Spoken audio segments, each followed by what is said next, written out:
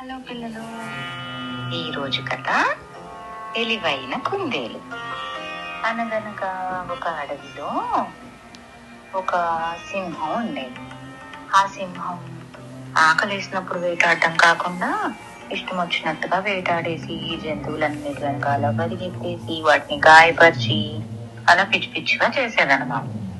అయితే అడవిలో జంతువులన్నీ ఒకరోజు కూర్చుని అనుకున్నాయి, ఇలా సింహం పరిగెడుతూ మనల్ని అందరినీ పట్టుకుంటూ ఉంటే రోజంతా తప్పించుకోవడమే సరిపోతుంది, మనము ఇంకా వేరే పనులే చేసుకోలేకపోతున్నాము అని చెప్పి ఆ సింహం దగ్గరికి వెళ్ళి ఒక డీల్ ఏంటి అంటే, సింహం రాజా, మేమే రోజుకొకళ్ళం నీ దగ్గరకు వస్తాము, నువ్వు ప్లీజ్ వేటాడద్దు మమ్మల్ని అందరినీ అని చెప్పాయన్నమాట. దానికి సింహం, ఇదేదో బానే ఉంది, జంతువులన్నీ నన్ను చూసి బాగా భయపడుతున్నాయి, చక్కగా నేను శ్రమ పడకుండానే నాకు ఆహారం వస్తుంది అని చెప్పి సరే అని ఒప్పుకుంది.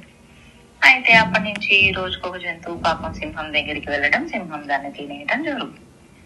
ఒకరోజు సింహం దగ్గరికి వెళ్లాల్సిన వంతు కుందేలుకి వచ్చింది. అయితే కుందేలు అప్పటికి చాలా గురించి ఆలోచిస్తోంది, సింహం బాధ ఎలా వదిలించాలబ్బా అడవికి అని. అయితే దానికి ఒక ఆలోచన. ఇప్పుడు కుందేలు సింహం దగ్గరికి వెళ్లాల్సిన టైంకి వెళ్లకుండా అటు ఇటు తిరుక్కుంటూ ఆడుకుంటూ చక్కగా దుంపలు కాయలు తినుకుంటూ హాయిగా వెళ్ళింది. మెల్లగా నెమ్మదిగా వెళ్ళింది. ఇక్కడ గుహలో సింహం ఏమో ఈ రోజు జంతువు ఇంకా రాలేదు, ఈ రోజు జంతువు ఇంకా రాలేదు అని చాలా అసహనంగా గుహంతా అటు ఇటు ఇటు అటు పచార్లు చేస్తూ చాలా కోపం మీద. అలా కోపం మీద ఉన్న సింహం దగ్గరికి కుందేలు మెల్లగా వెళ్ళి చాలా భయం నటిస్తూ, సింహం రాజా, సింహం రాజా, అయ్యో సింహం రాజా నన్ను క్షమించు, మరి నేను నీ దగ్గరికి బయలుదేరితే నాకు మధ్యలో ఇంకో సింహం అడ్డం వచ్చింది అంది. అప్పుడు సింహం గట్టిగా, ఏంటి నా దగ్గరికి వస్తుంటే నిన్ను అడ్డుకునే వాళ్ళు కూడా ఉన్నారా, ఎవరది అంది.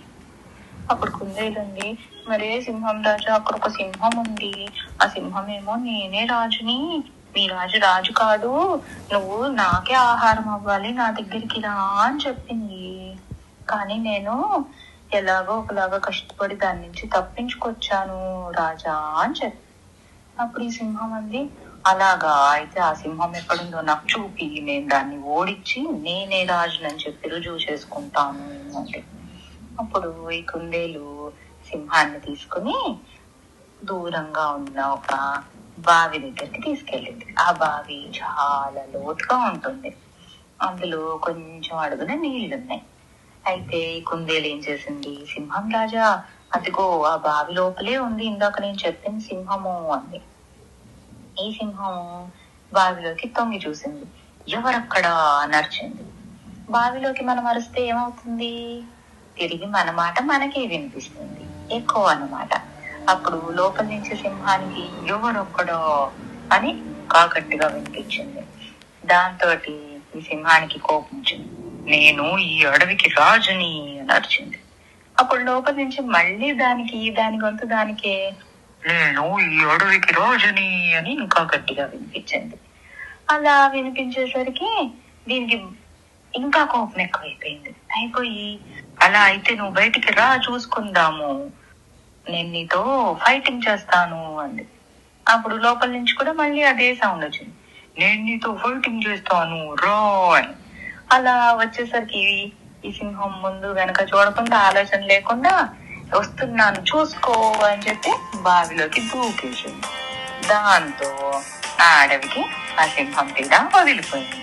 మిగతా జంతువులన్నీ ఇది చూసి కుందేలు తెలివికి చాలా మెచ్చుకొని దాన్ని చక్కగా చూసుకున్నారు. అప్పటి నుంచి అడవిలో జంతువులన్నీ హాయిగా ఉండసాగాయి. సో ఈరోజు మనం తెలుసుకున్నది ఏంటి అంటే, తెలివితోటి ఏదైనా సాధించగలం, బుద్ధికేది అసాధ్యం కాదు. ఓకేనా పిల్లలు, కథ కంచికి మనం ఇంటికి.